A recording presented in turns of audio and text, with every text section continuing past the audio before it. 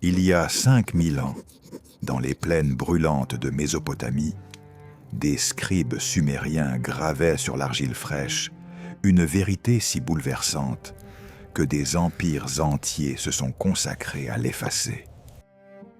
Ces tablettes ne racontaient pas des mythes. Elles documentaient notre origine réelle. Une origine que tu n'as jamais apprise à l'école, parce que quelqu'un a décidé que tu ne devais jamais la connaître. Les archéologues ont découvert plus de 500 000 tablettes cunéiformes dans les ruines de Sumer. Mais seulement une fraction minuscule a été traduite. Et parmi celles qui l'ont été, des centaines décrivent avec une précision troublante une évolution humaine qui ne correspond à rien de ce que Darwin a théorisé. Des textes qui parlent d'intervention, de modification, de connaissances impossibles pour une civilisation qui n'était censée connaître que l'agriculture rudimentaire et la roue. Dans les sous-sols poussiéreux du British Museum et du Louvre, des milliers de ces tablettes attendent encore d'être déchiffrées. Certaines portent des sceaux d'interdiction. D'autres ont mystérieusement disparu des inventaires officiels. Les chercheurs qui ont osé proposer des interprétations alternatives ont vu leur carrière détruite, leurs travaux ridiculisés, leurs noms effacés des registres académiques. Le message était clair. Il existe des vérités qui ne doivent jamais voir la lumière. Les Sumériens savaient quelque chose sur nous. Quelque chose de si fondamental, de si perturbant, que cela remettrait en question tout ce que l'humanité croit savoir sur elle-même. Ils ont écrit avec une précision méticuleuse comment l'être humain est devenu ce qu'il est. Et leur récit ne ressemble en rien à l'histoire confortable que les institutions nous ont enseignée. C'est une vérité plus ancienne, plus étrange, plus dérangeante. Cette nuit, les sceaux tombent. Les tablettes parlent enfin. Et ce qu'elles révèlent va fracasser les fondations mêmes de notre compréhension de l'humanité. Imagine que dans les caves scellées d'un musée européen, il existe une tablette d'argile qui décrit avec une précision troublante comment l'être humain est devenu ce qu'il est aujourd'hui.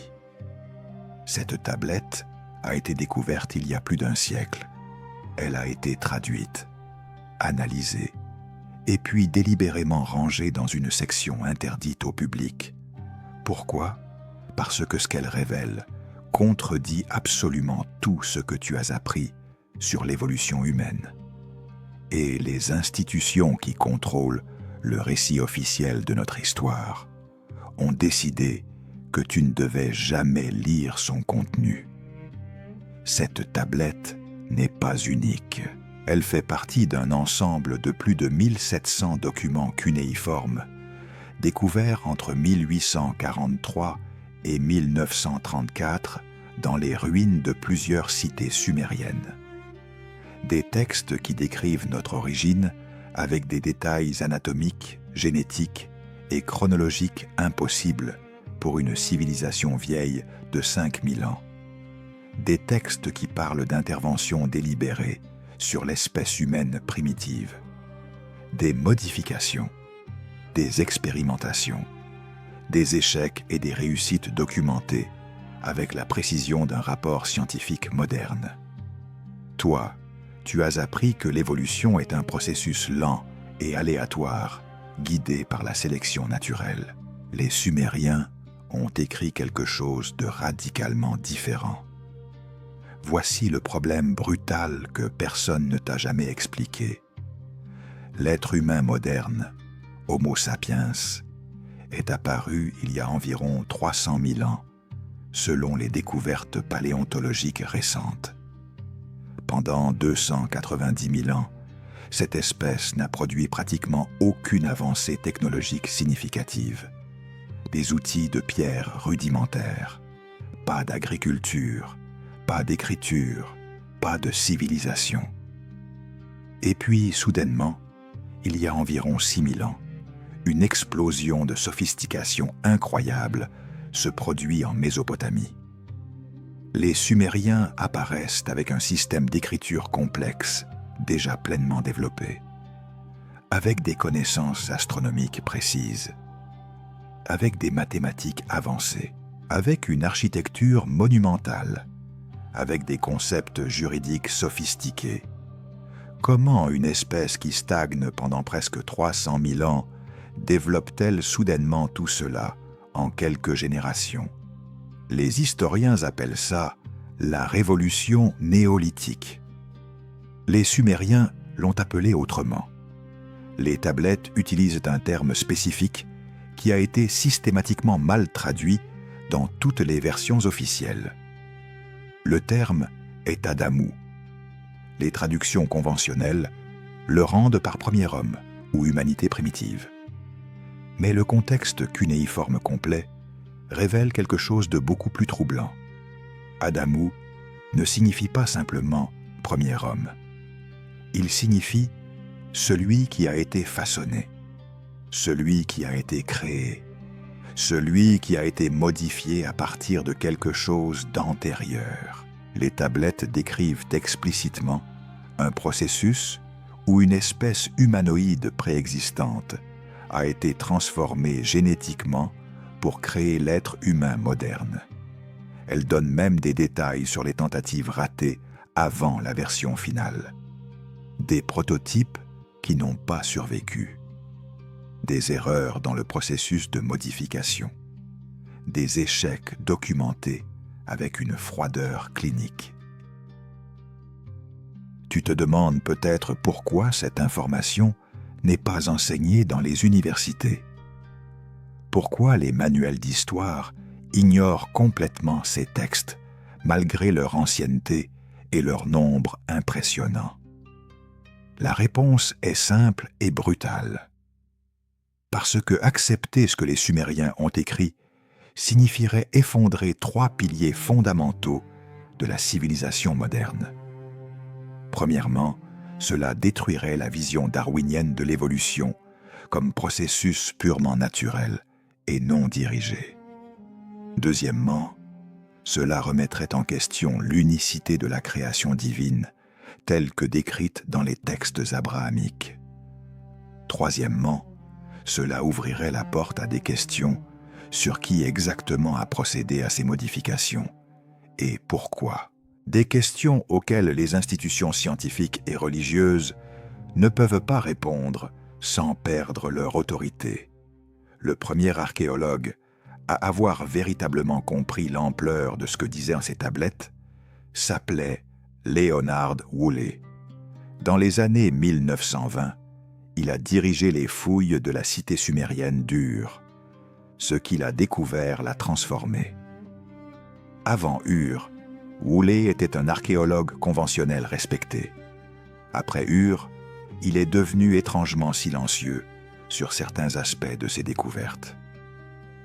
Ses journaux personnels, publiés partiellement après sa mort, révèlent qu'il avait trouvé des tablettes décrivant des connaissances médicales impossibles, des descriptions d'organes internes humains que les Sumériens n'auraient jamais pu connaître sans dissection systématique. Des références à des processus biologiques qui ne seront compris par la moderne que des millénaires plus tard. Woolley a partagé ses découvertes avec ses collègues. Il a été immédiatement marginalisé, accusé d'interprétation fantaisiste. Ses financements de recherche ont été coupés, mais Woolley n'était pas seul. En 1936, un linguiste sumérien nommé Samuel Noah Kramer a traduit une série de tablettes provenant de Nippur, une autre cité sumérienne majeure. Ces tablettes contenaient ce que Kramer a appelé dans ses notes privées les protocoles de modification, des instructions détaillées décrivant comment transformer une créature primitive en être humain capable de travail complexe. Kramer a présenté ces traductions lors d'une conférence académique fermée à l'Université de Pennsylvanie. Ce qui s'est passé ensuite est documenté dans les procès-verbaux de l'université. Ses collègues ont exigé qu'il retire ses traductions. L'un d'eux, un professeur d'anthropologie respecté, a littéralement crié que ces interprétations étaient une insulte à la dignité humaine. Kramer a refusé de rétracter. Sa carrière académique s'est effondrée en quelques mois. Les tablettes qu'il avait traduites ont été reclassifiées comme textes mythologiques sans valeur historique. Voici ce que tu dois comprendre. Il existe aujourd'hui dans les réserves du British Museum, du Louvre et du musée de Bagdad plus de 200 000 tablettes sumériennes non traduites. 200 000. Les institutions officielles affirment qu'il n'y a pas assez de spécialistes en cunéiforme pour les traduire toutes. C'est techniquement vrai, mais c'est aussi une excuse commode, parce que parmi ces tablettes non traduites se trouvent probablement des centaines, peut-être des milliers de documents qui décrivent en détail l'origine réelle de l'humanité. Des documents qui confirmeraient ce que Woolley et Kramer ont découvert. Des documents qui forceraient l'art et la religion à réécrire complètement leur récit fondateur. Le silence n'est pas accidentel, il est structurel. Les Sumériens n'ont pas écrit de la mythologie, ils ont écrit de l'histoire. Leur civilisation était obsédée par la documentation précise. Ils ont inventé l'écriture précisément pour garder des traces exactes des événements, des transactions, des connaissances. Chaque tablette était datée. Chaque scribe signait son travail. Chaque texte important était copié plusieurs fois pour assurer sa préservation. Quand ils décrivaient la création de l'humanité, ils utilisaient le même style documentaire rigoureux qu'ils utilisaient pour leurs contrats commerciaux ou leurs traités astronomiques. Pas de langage poétique, pas de métaphores ambiguës, des descriptions cliniques étape par étape, de processus qui ressemblent de manière troublante à ce que nous appellerions aujourd'hui génie génétique. Alors pourquoi personne ne t'a jamais parlé de ça? Pourquoi l'éducation officielle ignore-t-elle complètement cette masse documentaire? La réponse tient en une phrase. Parce que la vérité sumérienne détruit l'illusion confortable que l'humanité s'est développée de manière indépendante et naturelle. Elle révèle que nous sommes le produit d'une intervention délibérée. Et elle soulève la question la plus terrifiante de toutes. Si les Sumériens ont documenté qui nous a créés et pourquoi, alors qui étaient ces créateurs? Et où sont-ils maintenant? Ces questions n'ont pas de réponse acceptable pour les institutions qui contrôlent notre compréhension du monde. Alors, elles ont choisi le silence. Un silence qui dure depuis plus de 5000 ans. Mais les tablettes sont toujours là. Elles attendent. Et ce qu'elles contiennent va briser toutes tes certitudes sur ce que signifie être humain. Il y a quelque chose que tu dois savoir sur les musées. Ces temples de la connaissance que tu visites avec révérence ne montrent qu'une fraction infinitésimale de ce qu'ils possèdent réellement. Pour chaque artefact exposé dans une vitrine illuminée, il y en a 100 qui pourrissent dans des réserves humides et inaccessibles.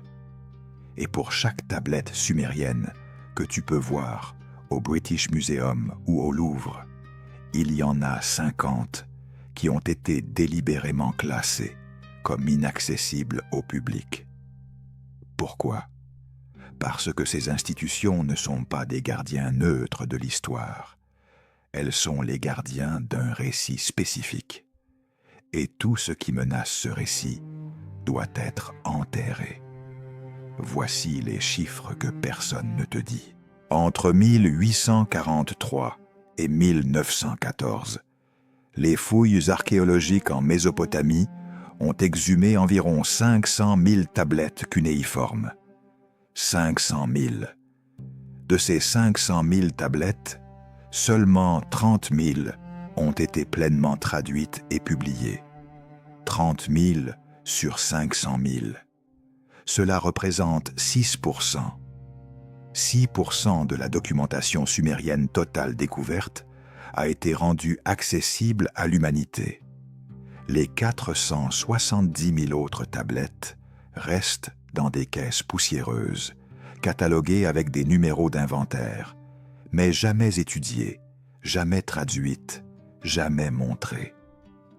Les académies justifient cela par un manque de spécialistes en cunéiforme.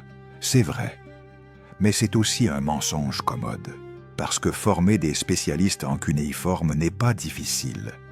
Ce qui est difficile, c'est contrôler ce qu'ils pourraient découvrir. Le processus de sélection de ce qui est traduit et ce qui ne l'est pas n'est pas aléatoire. Il suit une logique précise. Les tablettes commerciales, administratives, juridiques sont prioritaires. Les hymnes religieux conventionnels sont traduits et publiés. Les traités astronomiques basiques sont analysés.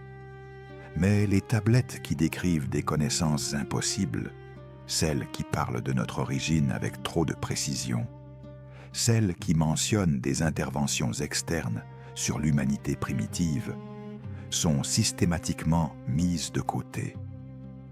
Elles reçoivent des classifications vagues comme textes fragmentaires ou contenus mythologiques indéterminés. Ces classifications fonctionnent comme des verrous. Elles garantissent que personne ne cherchera à les traduire. Parce que qui investirait des années à étudier un texte officiellement décrit comme fragmentaire et sans intérêt historique? Mais il y a pire que les tablettes non traduites. Il y a les tablettes disparues.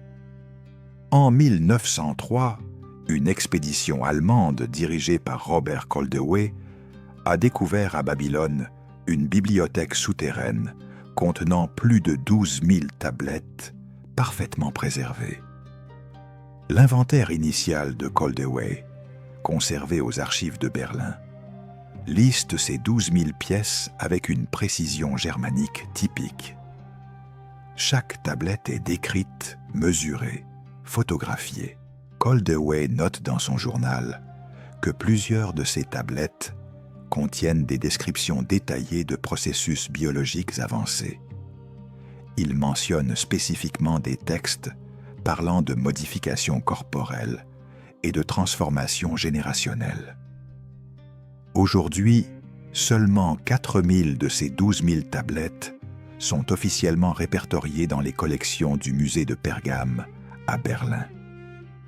Les 8 000 autres ont disparu, volatilisés. Aucune explication officielle n'a jamais été fournie. Ce n'est pas un cas isolé. En 1922, une équipe britannique dirigée par Charles Leonard Woolley a excavé le site de Ur.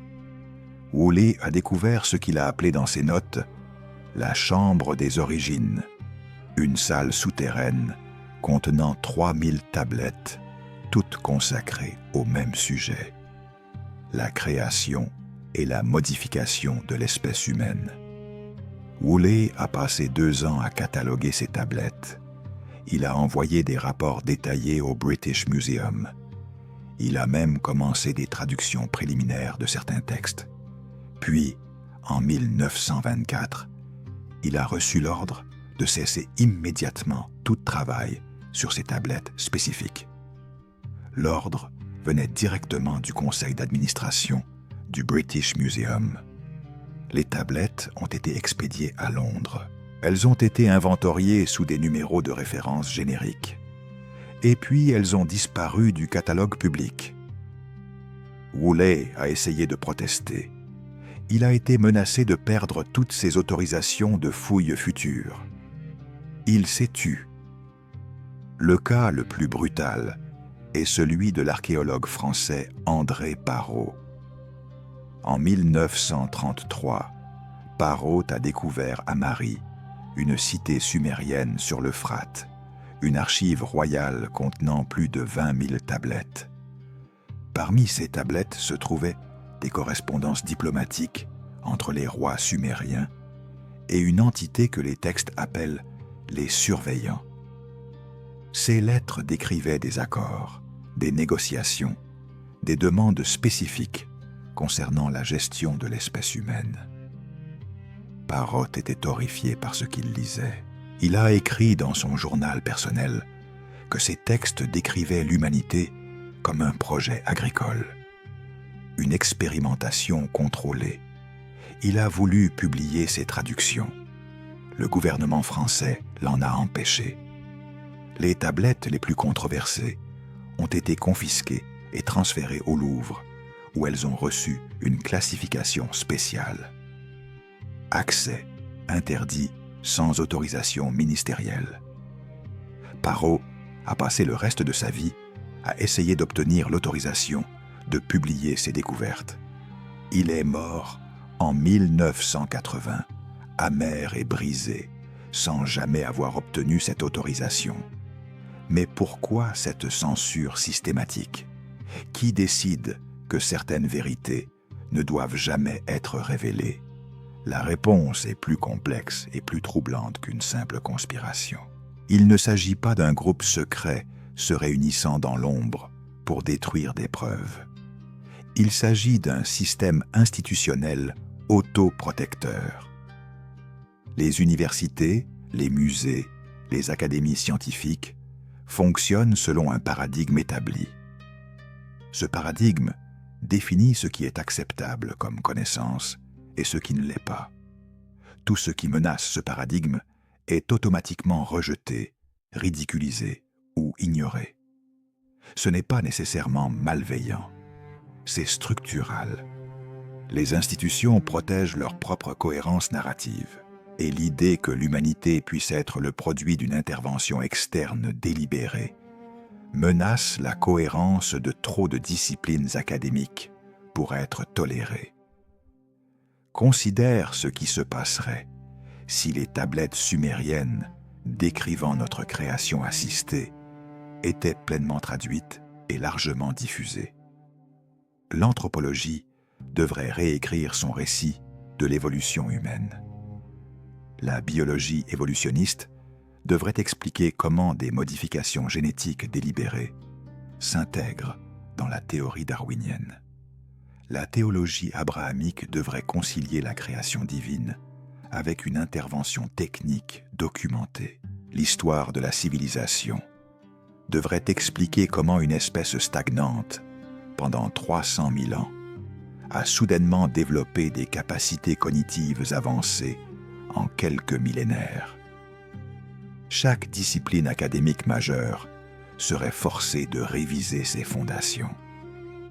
Les carrières de milliers de chercheurs qui ont construit leur réputation sur le paradigme actuel seraient menacées. Les manuels scolaires deviendraient obsolètes. L'éducation de plusieurs générations serait remise en question. Le coût institutionnel serait astronomique. Alors les institutions choisissent le silence. C'est plus simple, c'est plus sûr, c'est plus contrôlable. Mais voici l'ironie toxique. En protégeant leur cohérence narrative, ces institutions ont créé exactement ce qu'elles voulaient éviter. Le silence a généré la suspicion. Les tablettes non traduites sont devenues des symboles de vérité cachée. Les disparitions documentaires ont alimenté les théories alternatives. Les carrières détruites de chercheurs comme Woolley, Kramer et Parrot sont devenues des preuves que quelque chose d'important est délibérément occulté.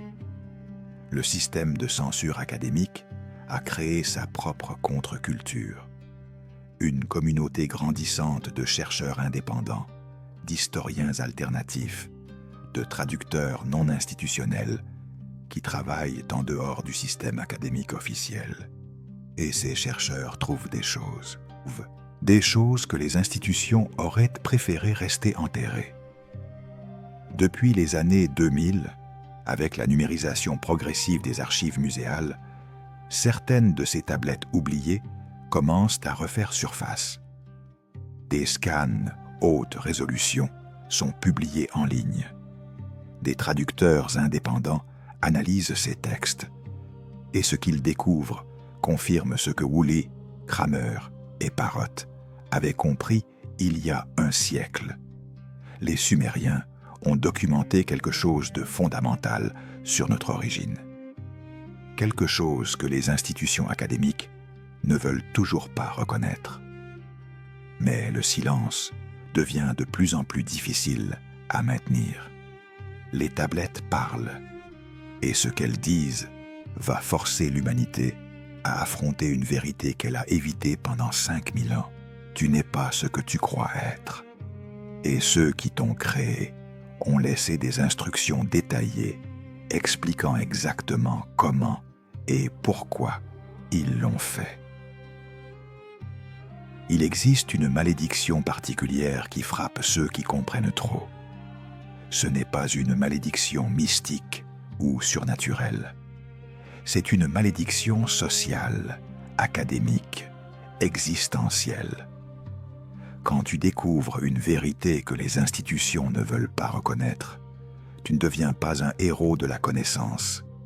Tu deviens un paria, un fou, un marginal dont la carrière sera détruite et dont le nom sera effacé des registres officiels.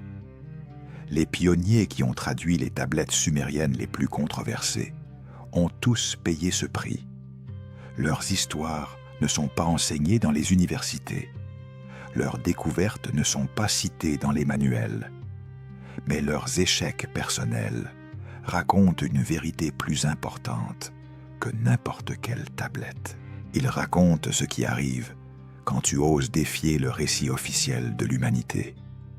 George Smith était un graveur londonien sans formation académique formelle.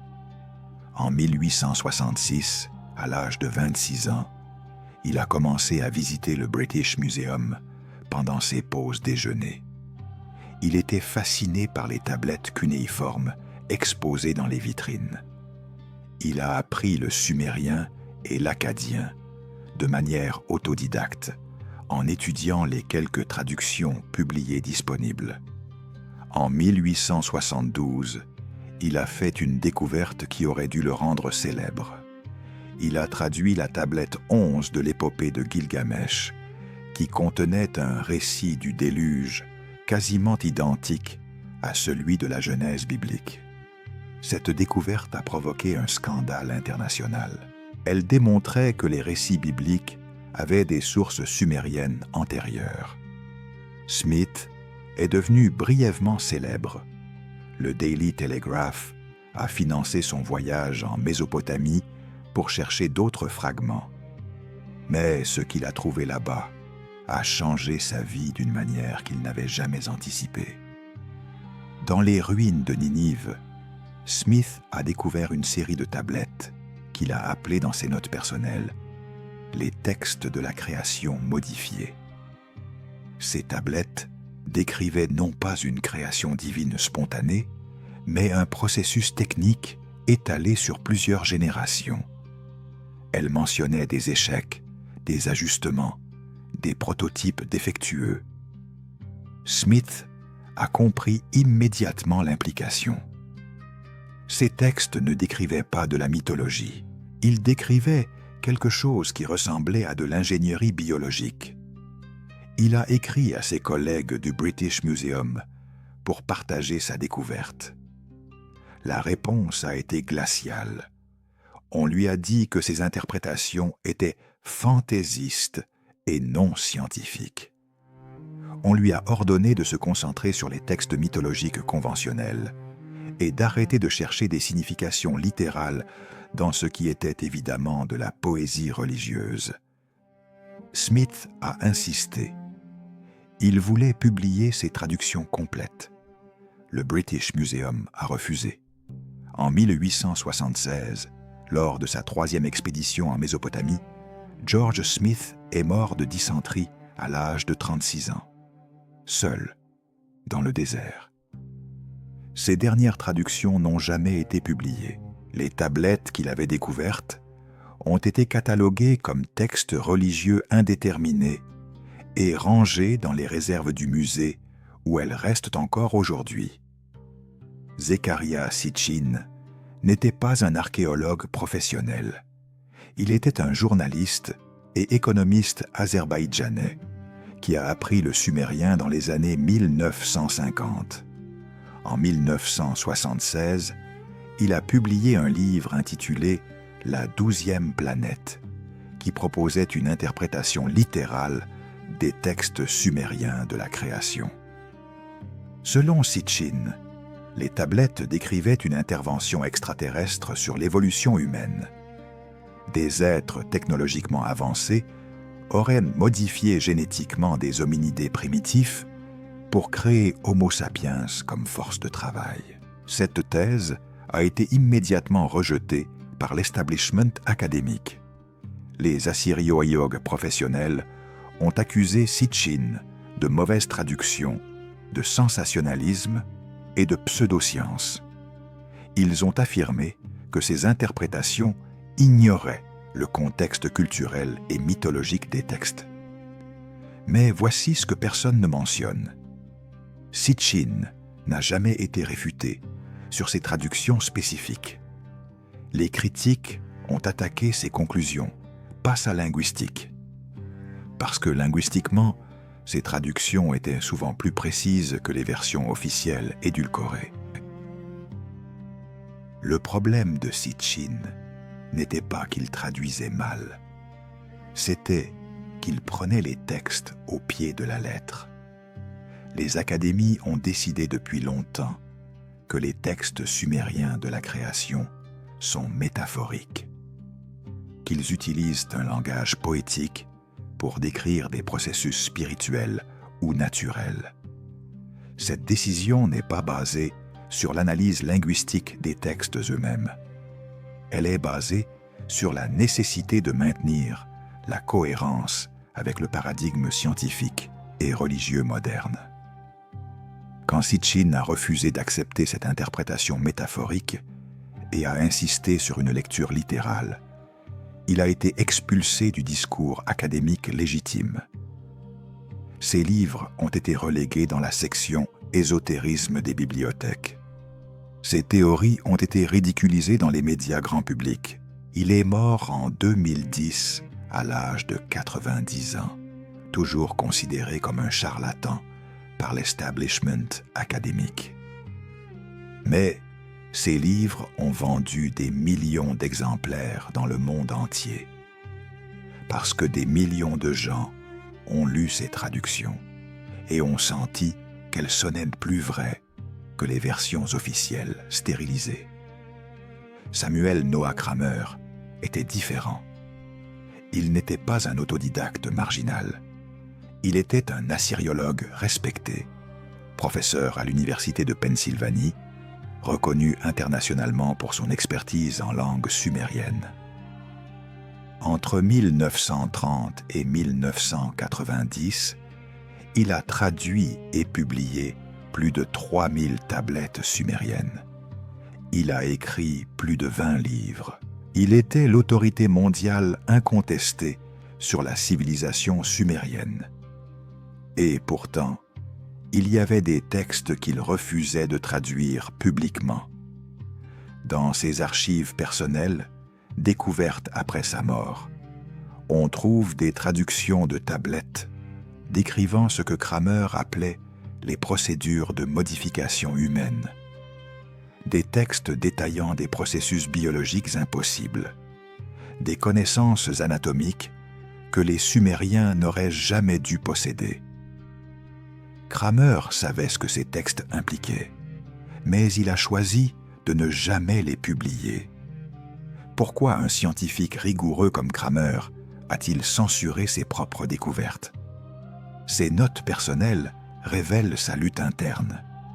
Il écrit que publier ses traductions détruirait sa crédibilité académique, que ses collègues l'accuseraient de sensationnalisme, que ses financements de recherche seraient coupés, que son héritage scientifique serait compromis.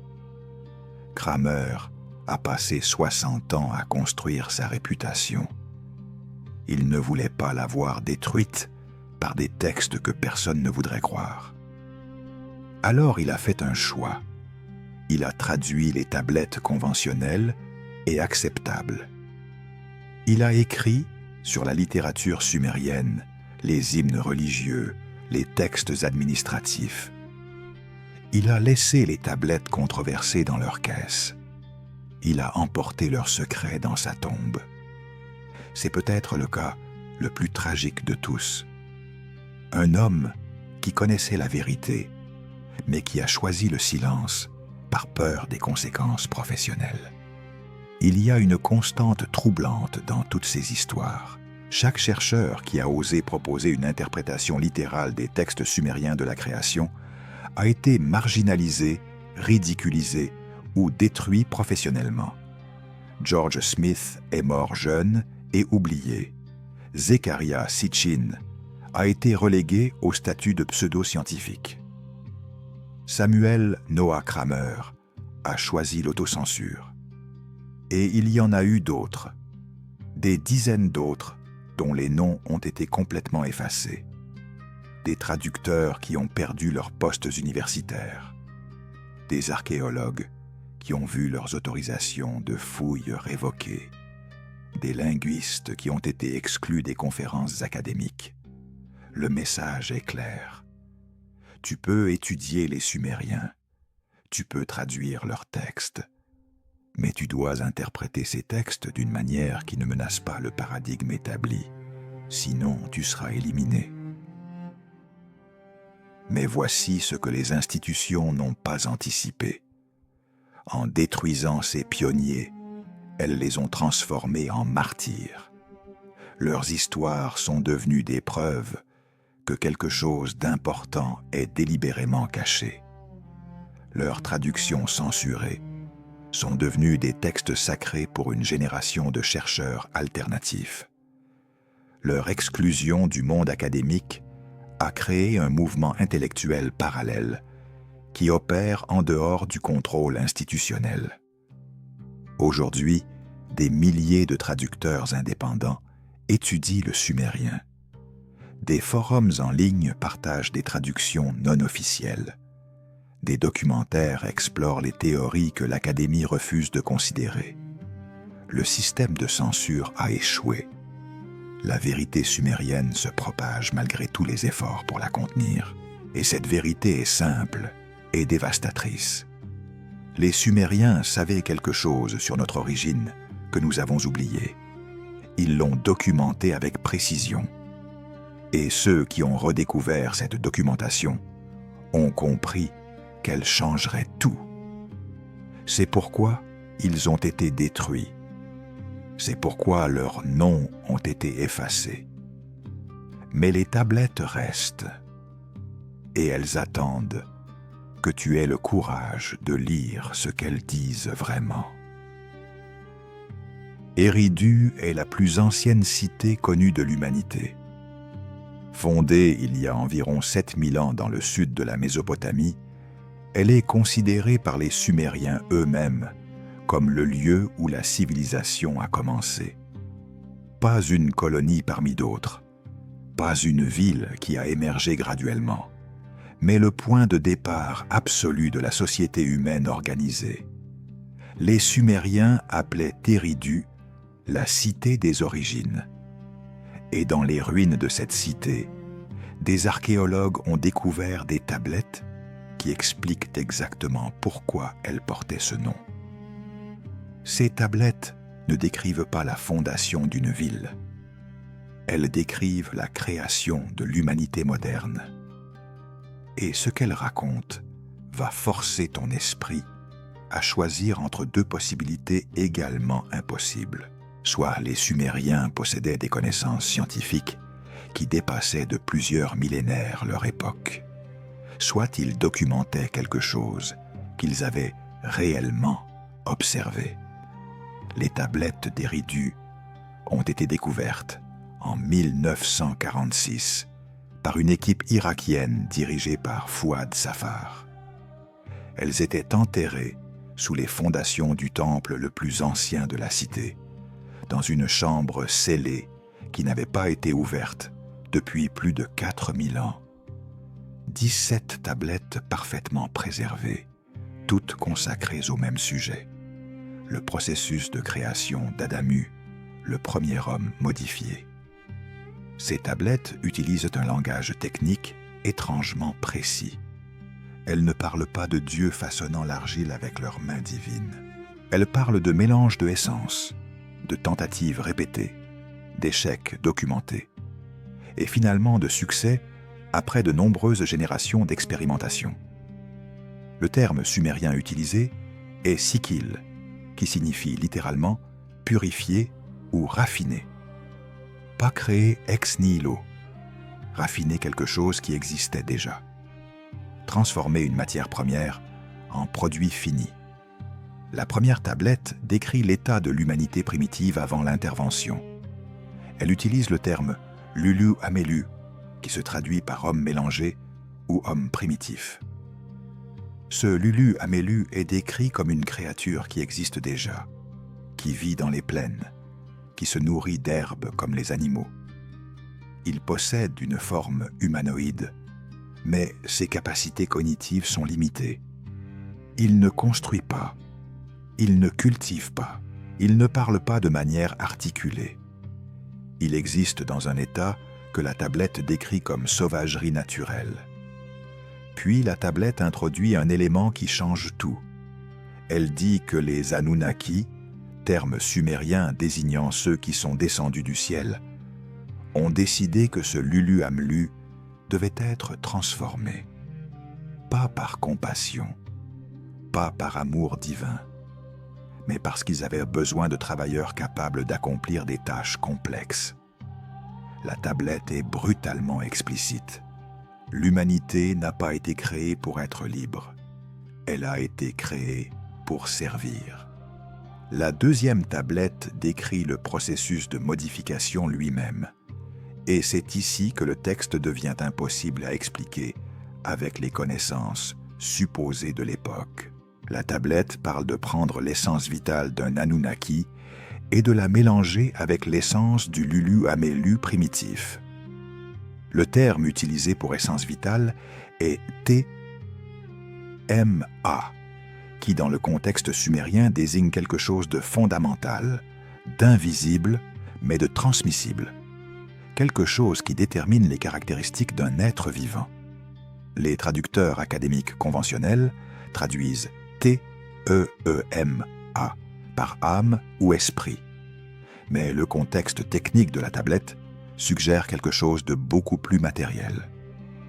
Quelque chose qui ressemble de manière troublante à ce que nous appelons aujourd'hui information génétique. La tablette décrit comment cette essence est extraite, conservée, puis introduite dans la matrice d'une femelle Lulu Amelu. Le processus n'est pas instantané. Il nécessite de nombreuses tentatives. La troisième tablette documente les échecs. Elle liste 7 tentatives de modification qui n'ont pas produit le résultat souhaité. Certaines créatures nées de ces tentatives étaient stériles. D'autres avaient des déformations corporelles. D'autres encore ne survivaient que quelques jours après la naissance.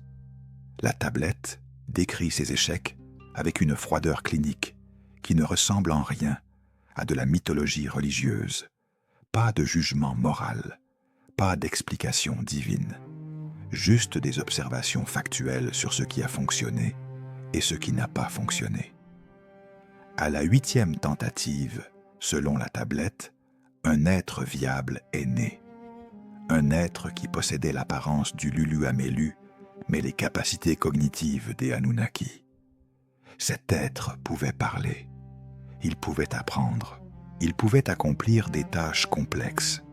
La tablette l'appelle Adamu Ier, le premier homme modifié, réussi, le prototype de l'humanité moderne. Mais voici la partie qui fait s'effondrer toute logique historique conventionnelle. La 4e tablette donne des détails anatomiques sur Adamu Ier, qui ne devraient pas exister dans un texte vieux de 5000 ans. Elle décrit sa structure osseuse comme différente de celle du Lulu Amelu primitif. Elle mentionne spécifiquement que sa capacité crânienne est augmentée. Elle note que ses mains possèdent une dextérité supérieure. Elle observe que sa durée de développement jusqu'à maturité est prolongée comparée aux créatures naturelles. Chacune de ces observations correspond précisément aux différences anatomiques entre Homo sapiens et les hominidés antérieurs. Comment les Sumériens pouvaient-ils connaître ces différences? Ils n'avaient pas de paléontologie. Ils n'avaient pas de méthode pour comparer les squelettes d'espèces éteintes. Pourtant, leurs descriptions sont anatomiquement exactes, selon nos connaissances modernes.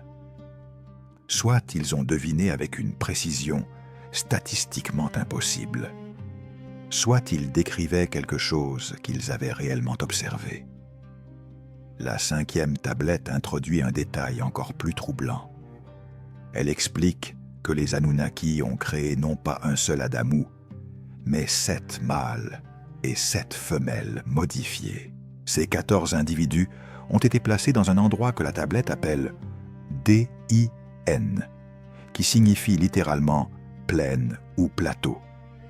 Ce terme E-D-I-N est l'origine linguistique du mot hébreu Éden. Mais la tablette sumérienne ne décrit pas un jardin paradisiaque.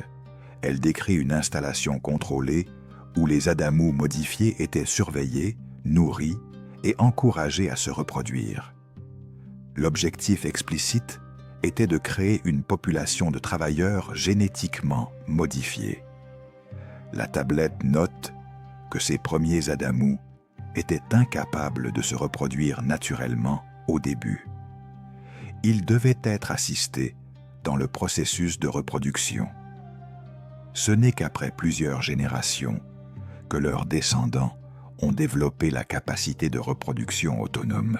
Ce détail correspond étrangement à ce que la génétique moderne nous apprend sur les hybrides interspécifiques qui sont souvent stériles ou ont une fertilité réduite. Les tablettes suivantes décrivent comment la population d'Adamu modifiés s'est étendue. Comment certains se sont échappés de l'Eudine et se sont répandus dans les régions environnantes. Comment ils ont commencé à se mélanger avec les populations de Lulu Amelu, primitifs non modifiés. La 12e tablette contient un passage qui a été systématiquement mal traduit dans toutes les versions académiques officielles. Le passage décrit la réaction des Anunnaki face à ce mélange génétique non contrôlé. Ils le considèrent comme une contamination, une corruption de leur création. La tablette utilise le terme sumérien « sila galam », qui signifie littéralement « mélange interdit ». Les traductions conventionnelles rendent ce passage comme une métaphore sur le péché ou la désobéissance morale. Mais le contexte technique suggère quelque chose de très différent. Une préoccupation de pureté génétique. Une tentative de préserver les modifications introduites dans la lignée d'Adamu. La dernière tablette d'Eridu est la plus dérangeante.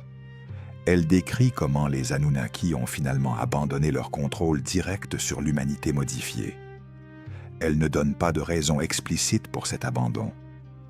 Elle note simplement qu'à un moment donné, les Anunnaki sont partis.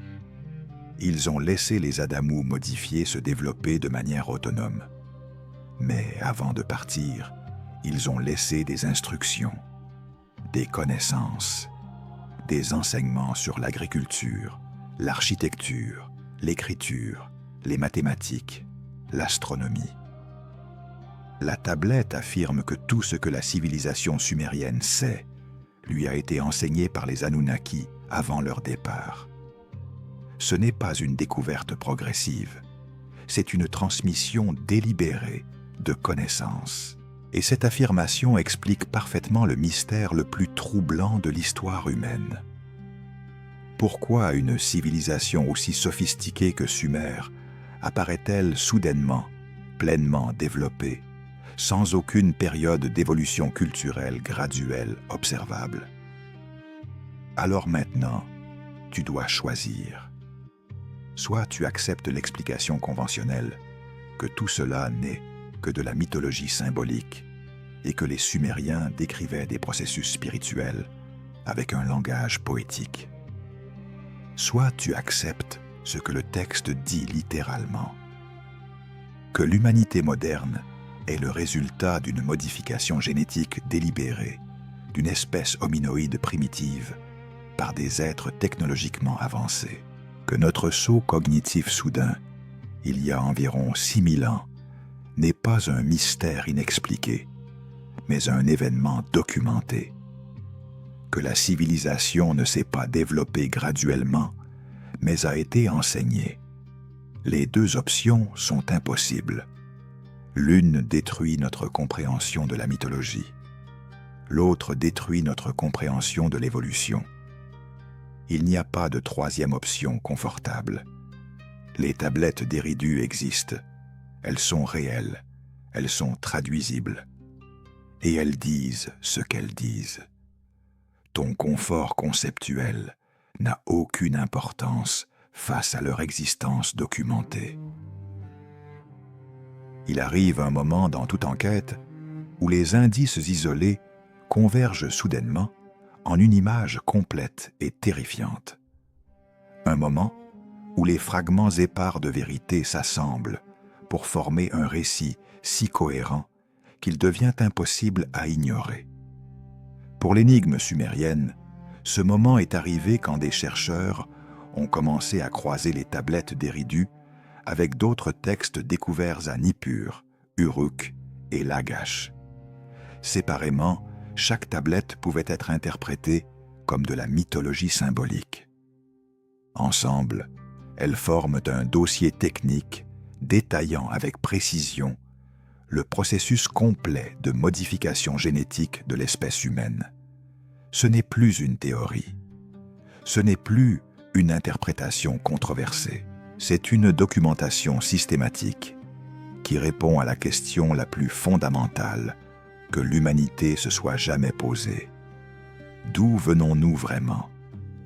La tablette WB 444, conservée au musée de Bagdad, contient le passage le plus explicite jamais découvert sur la création d'Adamu. Cette tablette a été excavée à Nippur en 1952 par une équipe américaine. Elle n'a été pleinement traduite qu'en 1983 par un linguiste indépendant qui a publié son travail en dehors des circuits académiques officiels. La raison de ce délai de 31 ans entre découverte et traduction n'est pas technique. La tablette était parfaitement lisible. Le délai était politique, parce que ce que cette tablette décrit est trop précis pour être ignoré et trop dérangeant pour être accepté. Elle donne la procédure complète, étape par étape, de ce que nous appellerions aujourd'hui manipulation génétique. Et elle le fait avec un niveau de détail qui ressemble à un protocole de laboratoire moderne. Le texte commence par identifier les acteurs du processus. Il mentionne Enki, décrit comme le scientifique en chef des Anunnaki, celui qui possède la connaissance de toutes les essences vivantes. Il mentionne Ninma, décrite comme la spécialiste des matrices, celle qui comprend les processus de gestation. Ces deux entités ne sont pas présentées comme des divinités mystiques. Elles sont présentées comme des techniciens, possédant une expertise spécifique. Le texte décrit ensuite la préparation. Enki ordonne que l'essence vitale d'un Anunnaki, jeune et sans défaut, soit extraite. Le terme utilisé est K-I-S-I-G, qui se traduit littéralement par fondation de la chair. Cette essence doit être purifiée, un processus que la tablette décrit comme nécessitant 14 cycles lunaires. Pourquoi 14 cycles ? Parce que c'est exactement la durée approximative d'une grossesse complète divisée par 2. Le texte semble décrire un processus de maturation cellulaire. La tablette décrit ensuite comment cette essence purifiée est mélangée avec ce qu'elle appelle l'argile de la terre. Les traductions conventionnelles interprètent cela littéralement comme de l'argile matérielle. Mais le contexte suggère que argile de la terre est un terme métaphorique désignant la matière biologique du Lulu Amelu primitif. Le texte précise que cette argile doit être prélevée sur une femelle Lulu Amelu en bonne santé. Il utilise le terme GISH-HUR, qui signifie littéralement plan ou schéma corporel, ce qui ressemble de manière troublante à ce que nous appelons aujourd'hui ADN, le schéma génétique d'un organisme. La tablette décrit le mélange de l'essence des Anunnaki avec l'argile du Lulu Amelu comme un processus délicat nécessitant une connaissance précise des proportions. Trop d'essence Anunnaki et la créature ne survit pas. Trop peu et la créature reste trop primitive. L'équilibre doit être exact. La section suivante de la tablette décrit ce qui se passe ensuite. Le mélange préparé est introduit dans la matrice d'une femelle Lulu Amelu, qui servira de porteuse. Mais pas n'importe quelle femelle. Le texte précise qu'elle doit être jeune, saine, et n'avoir jamais porté de progéniture auparavant. Pourquoi ces critères spécifiques ? Parce qu'ils correspondent exactement aux critères modernes pour sélectionner une mère porteuse dans les procédures de gestation assistée. La tablette note que 14 femelles ont été préparées simultanément pour augmenter les chances de succès. Elle décrit comment ces femelles ont été placées sous surveillance constante dans une installation spéciale. Le terme utilisé est SHI-TI,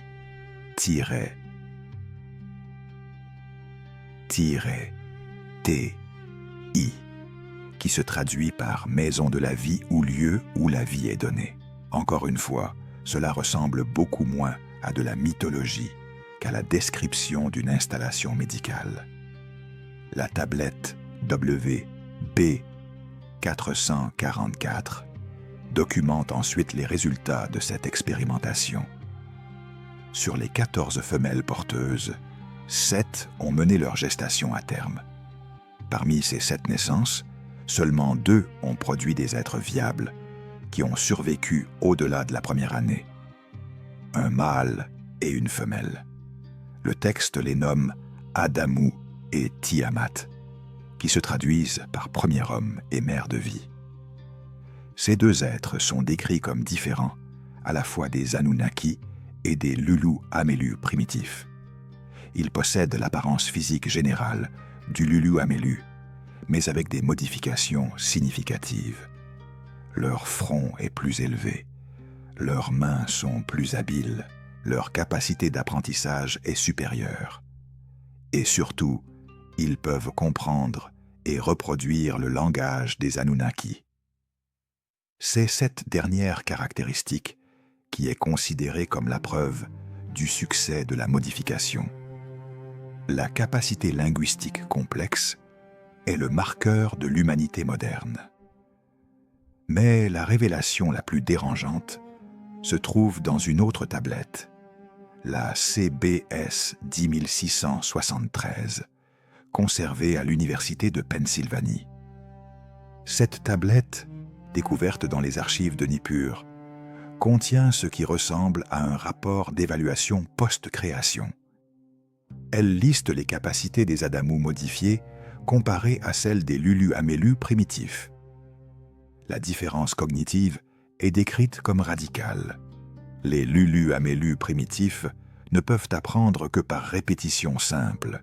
Les Adamu modifiés peuvent apprendre par raisonnement et abstraction. Les Lulu-Amelu primitifs ne planifient pas au-delà du présent immédiat. Les Adamu modifiés peuvent concevoir des actions futures complexes. Les Lulu-Amelu primitifs communiquent par sons et gestes limités.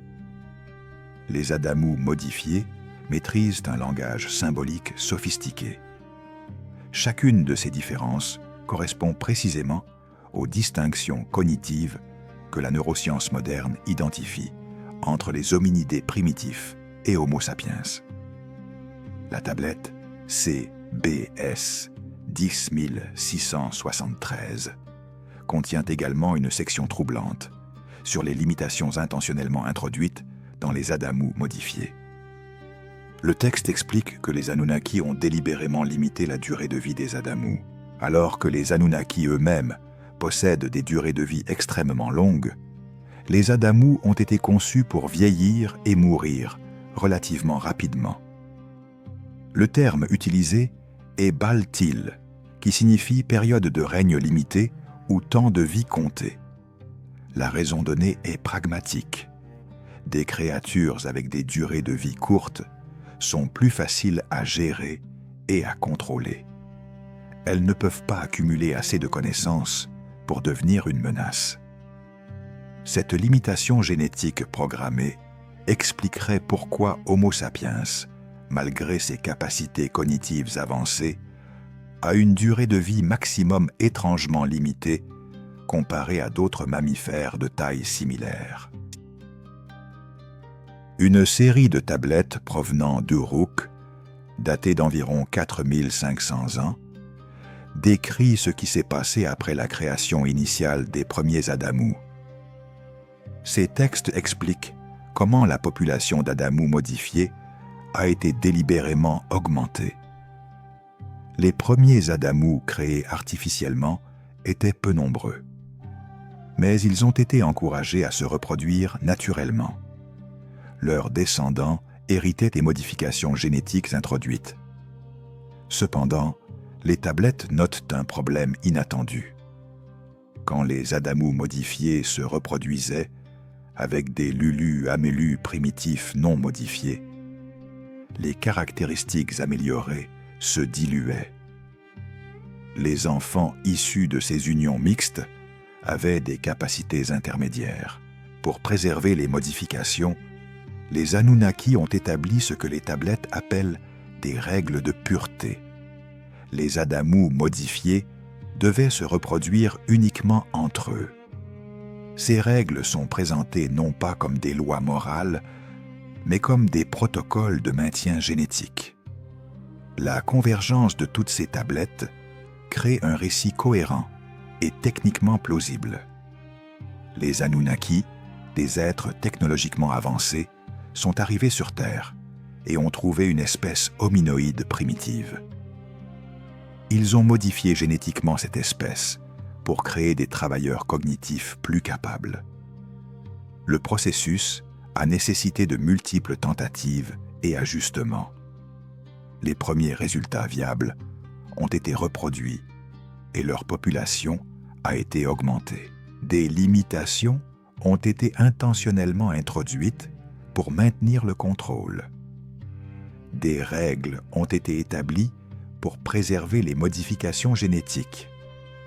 Et finalement, après avoir créé une population stable d'humains modifiés, les Anunnaki sont partis, laissant leur création se développer de manière autonome. Ce récit explique parfaitement pourquoi Homo sapiens apparaît soudainement avec des capacités cognitives radicalement supérieures, sans transition graduelle observable. Il explique pourquoi la civilisation émerge brusquement, il y a environ 6000 ans. Il explique les anomalies génétiques de l'espèce humaine. Alors voici la question que tu dois affronter maintenant. Combien de coïncidences précises faut-il avant que la coïncidence cesse d'être une explication acceptable.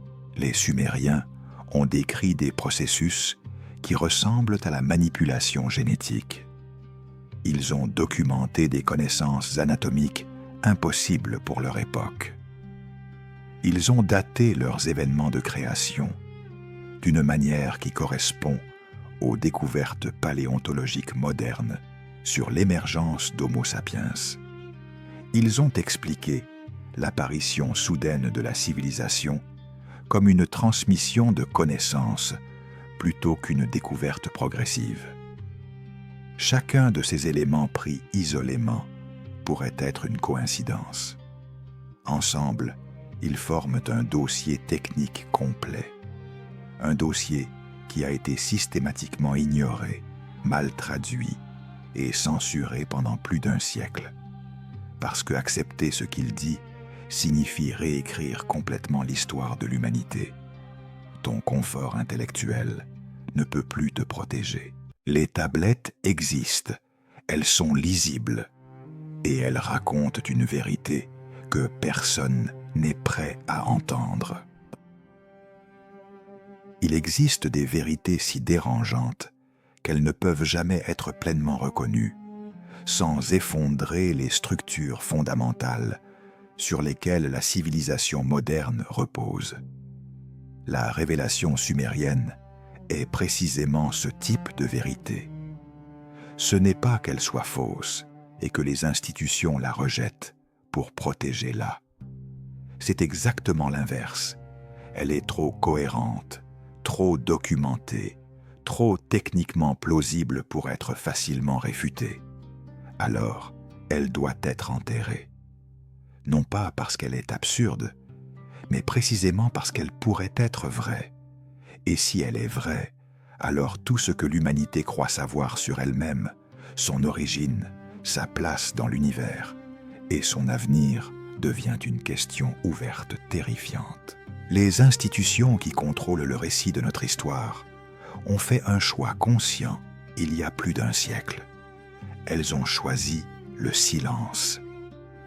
Et ce silence se perpétue aujourd'hui avec la même détermination féroce. Pense à ce qui s'effondrerait si la vérité sumérienne était officiellement reconnue. Premièrement, l'anthropologie évolutionniste devrait admettre que Homo sapiens n'est pas le produit d'une évolution naturelle non dirigée, mais le résultat d'une intervention génétique délibérée. Cela ne nierait pas l'évolution en tant que mécanisme biologique, mais cela ajouterait une variable que la refuse de considérer: l'intervention intelligente externe. Deuxièmement, les religions abrahamiques devraient concilier leur récit de création divine avec une manipulation génétique technique documentée dans des textes antérieurs à la Bible de plus de 1000 ans. Le Dieu créateur devient alors soit une interprétation symbolique d'êtres technologiquement avancés, soit une entité distincte des Anunnaki sumériens. Dans les deux cas, la théologie conventionnelle s'effondre.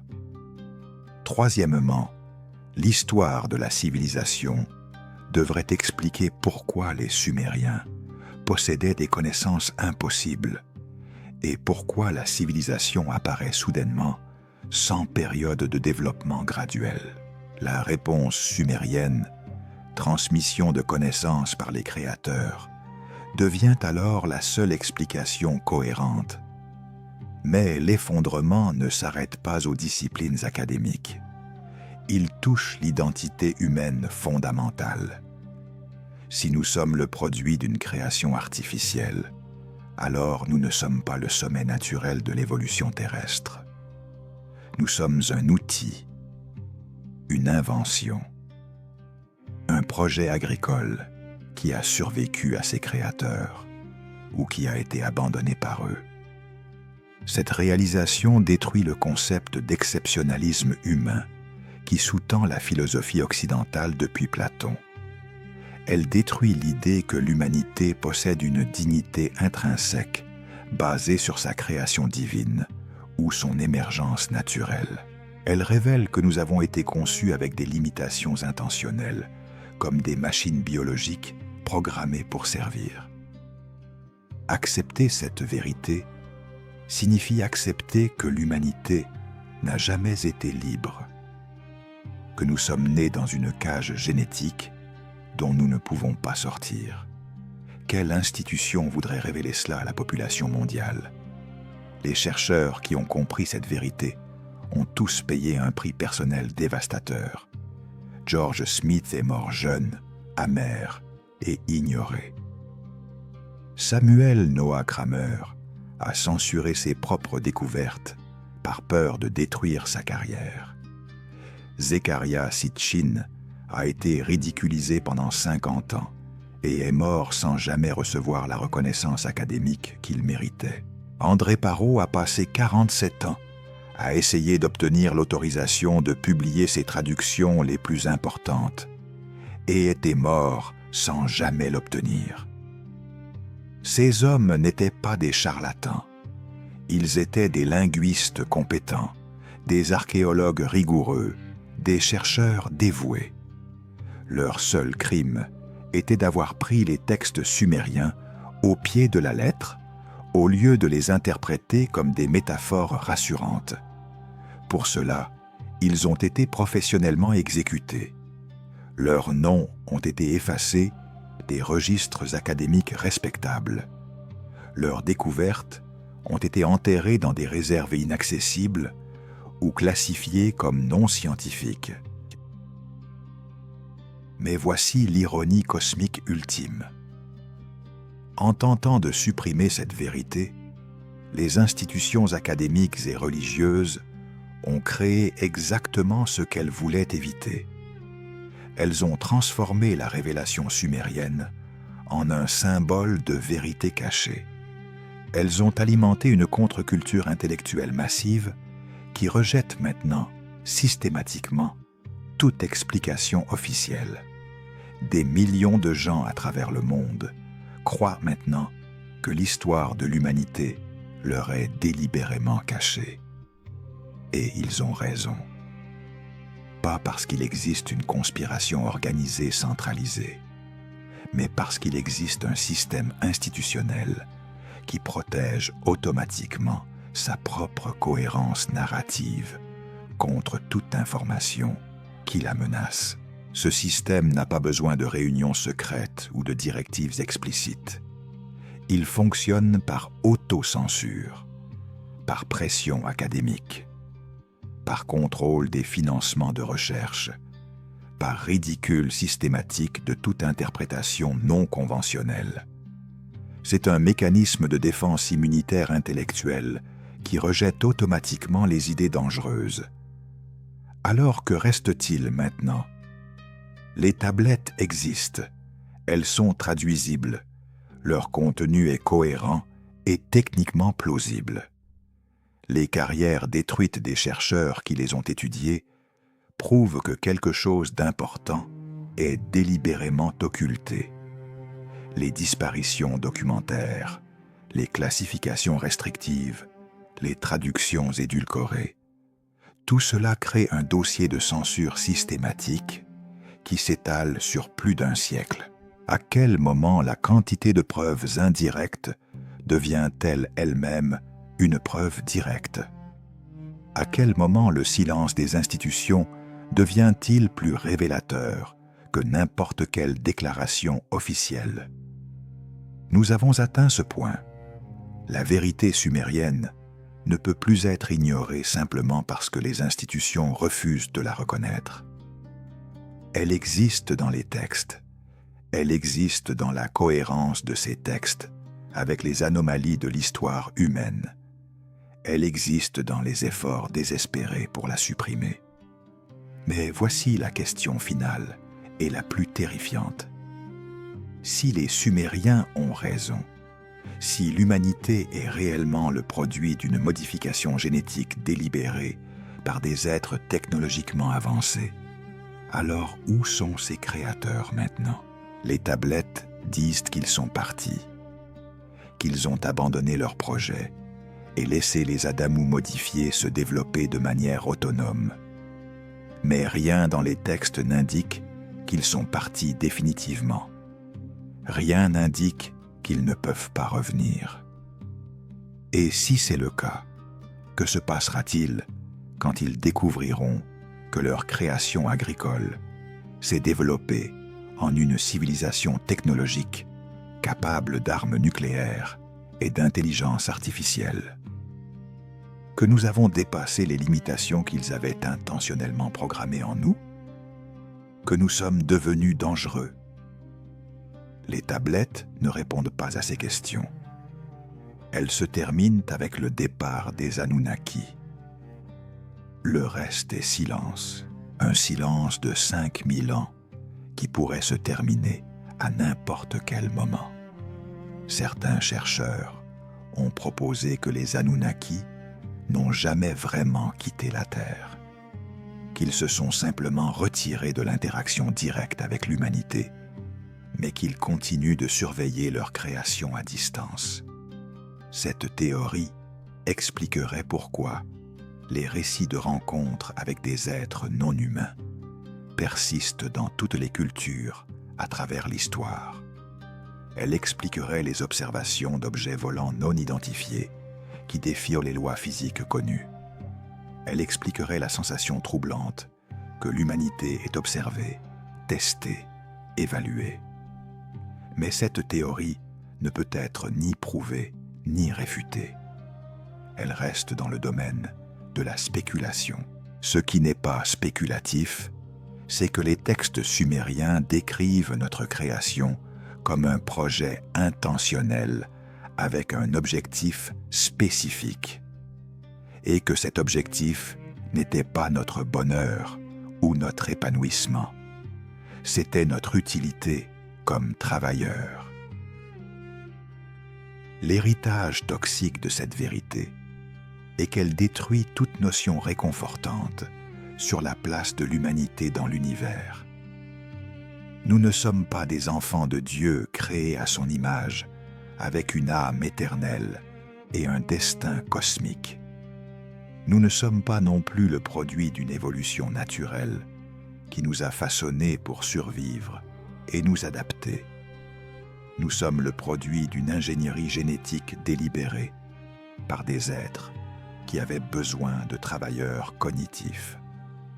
Nous avons été conçus avec des limitations intentionnelles pour nous maintenir contrôlables.